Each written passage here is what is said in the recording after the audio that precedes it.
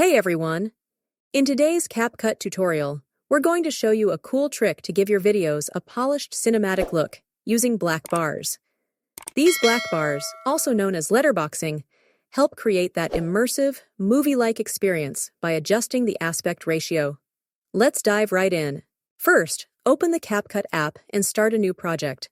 Import the video you want to edit. I've got mine right here. Once your video is in the timeline, tap on the video clip to bring up the editing options. At the bottom of the screen, you'll find the toolbox. Scroll through and look for the mask button and tap on it. Now, you'll see several mask options. Choose the mirror mask. This will automatically add black bars to the top and bottom of your video, giving it that cinematic look. You can adjust the width of the black bars by moving the handles on the sides until it fits your video perfectly. Want to make those black bars fade in or out smoothly? Here's how.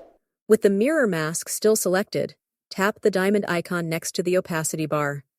This will create a keyframe that marks the current opacity level. Next, move the playhead to the point where you want the black bars to fade in or out. Adjust the opacity bar.